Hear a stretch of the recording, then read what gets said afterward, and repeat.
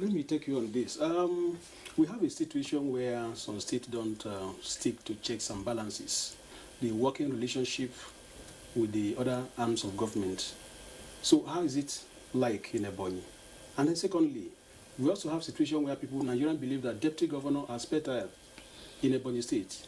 How cordial is a governor working with the deputy governor? Let me start with the principle of checks and balances, separation of powers and rule of law in EBONYI state. Honestly, we thank God for giving us Governor UMAHI, because when he came on board, we have never had issues of judiciary, executive conflict, or even a legislature executive conflict. This is because even the issue of independence of the judiciary, independence of the legislature, the governor had given that before even the federal government began to demand for that.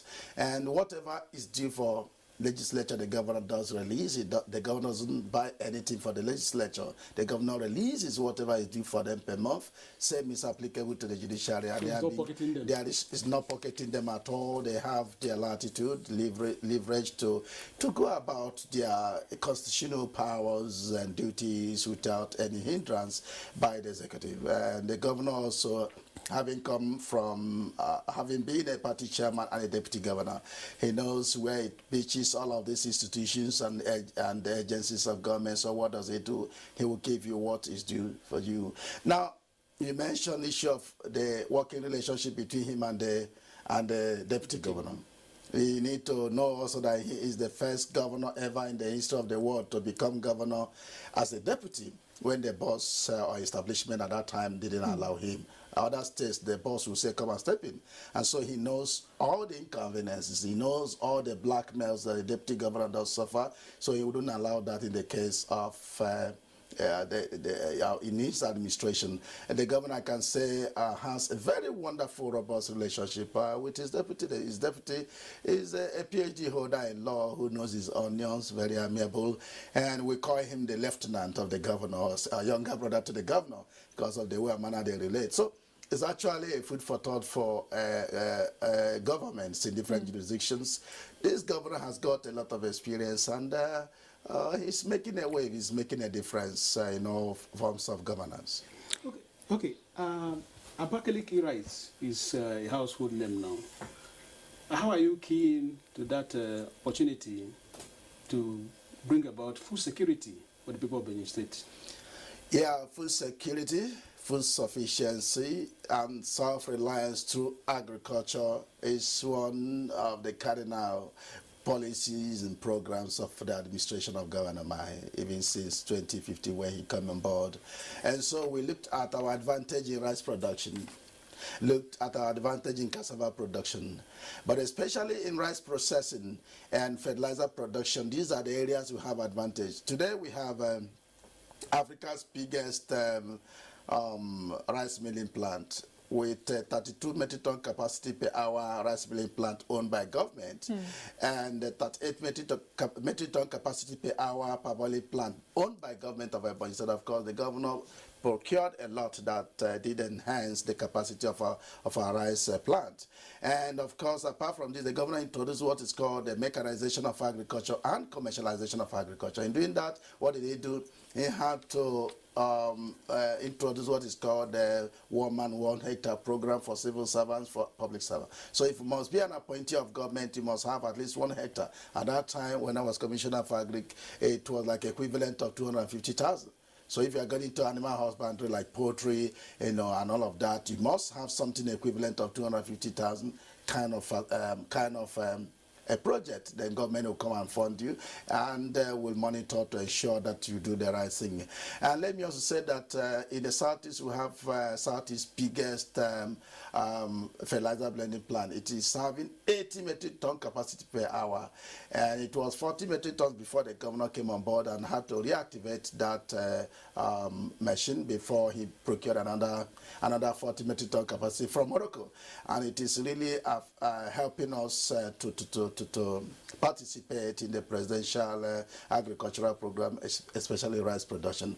I must tell you that we have different types of farms. We have government-owned farms. We have farms belonging to development partners like IFAD, FADAMAS3. We have also community farms. What does government do? We do partner with all of these development agencies and even communities to see how we can make them to be to go into mechanized farming, and that's why every year we turn out about 53,000 number of farmers, either in primary production, secondary production, or tertiary production, and that has really increased the food need of the people of Ebonyi State and its environs. It's a good thing that the state is, harnessing processing and agriculture as part of the ways to reap the benefit of whatever it is it's putting in place. But in the second quarter of this year, the National Agricultural Land Development Authority, NALDA, secured 103 hectares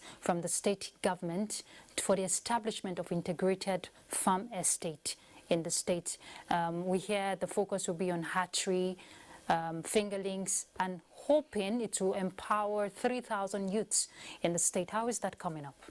I can say, even though I don't know the dimensions of their presence in Ebonyi State, but I can say that I'm aware that that program is going to take place in Ebonyi State. And I want us to say that we have all there is for us to participate in that program. We have the farmers who have been trained, who also have the experience, the skill. We have a Ebonyi State integrated poultry farm that we are trying to give out to private sector to manage. And this is also going to be one of the facilities that can really help in enhancing that program in Ebonyi State. We also have several agri programs. Of course, we have institutions that can help to raise the human capital. Well, you can give us a certified, detailed about the NALDA project. About its presence. Okay. I need to consult the Commissioner for Agriculture in this regard. But I can tell you are the Commissioner for Information and Orientation. Yeah, that's what I'm saying, that the nitty-gritty of their presence, I will need to know the update. I need to know the update, but Ebonyi State government does participate very strongly in every program of federal government. And incidentally, Ebonyi State is one of the agrarian states in the southeast where federal government thinks that it's better to really empower them to really exploit their potentials. I think it's going to be a good development for Ebonyi State if we participate in that program. Okay, let me take you to your constituency, the judiciary. As a legal practitioner, you are aware that the judiciary workers have been on strike for some periods, and the issue of autonomy, granting them autonomy so that they can decide what to do with their money. I don't know what your state governor has done in this regard. Yeah, I did tell you that even before the agitation by the judiciary workers, even before the demand by the federal government for autonomy of the judiciary, Ebonyi State government had long done that. What we do is to put the details of the budget, details of the allocation month by month, and we cut it. One for capital development, one for recurrent, and the ones that will go to the legislature, the one that will go to the judiciary. And the head of the judiciary will come and pick up the bill for the month for the judiciary, and they will use it for whatever project they want, whatever thing they want to use it to do. And that has made us to have a very fair and robust relationship with them.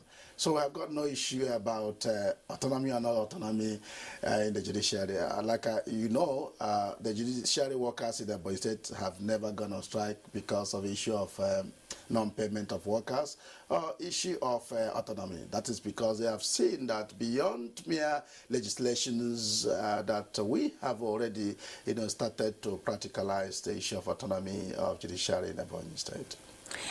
Just a few days ago, the governor, talking about David UMAHI, rolled out or read out the Riot Act to principals. I want to focus on education now. To principals of schools, that if they don't meet up to standards, they will be demoted to, ordinary classroom teachers. what has been done when we're looking at improving the capacity of teachers to meet standards and heads of schools like that, principals?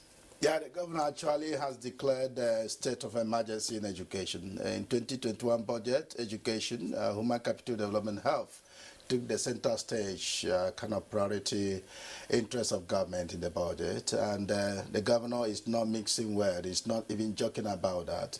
And what he did was to start from enhancing place of education, both at the primary, secondary, and even at the tertiary level of education in EBONYI State. So what did he do? Every ward has an ultra-modern classroom block done, minimum of one. And he's looking at having a more world-class classroom block for every local government.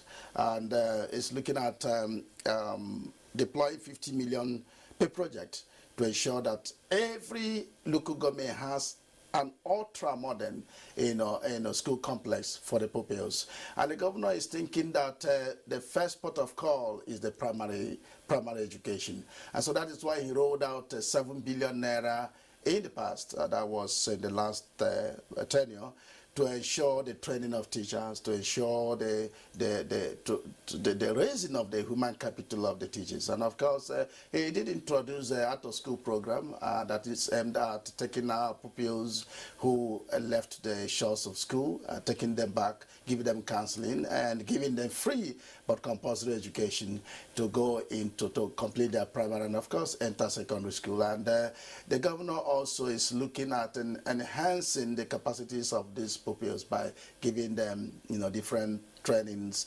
So wait, sorry to hold your thought there, if I get what you're saying correctly, the out-of-school pupils get free education? Yeah, they get free education, okay. Free and compulsory, because by the law of EBONYI State now, no person of school age, especially primary school age. You know why I asked that question? The last time you were here, when we asked the question if education is free in EBONYI State, you said it depends on the free, so to say, that it's not really free.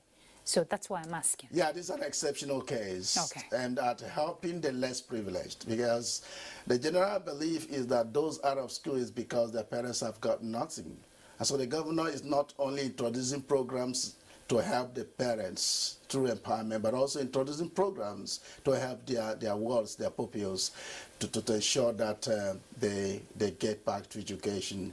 And this has really helped. And that is why the governor is warning all the teachers, if you have got all of this empowerment, all of this training, you need to go back to teach the pupils. You need to teach them diligently, and of course it's giving them motivation, it's giving them incentives, so that those who are doing well will have something, to benefit. And of course for secondary school the same thing is applicable. Training of the teachers is going on, and I'm sure that there is a difference now.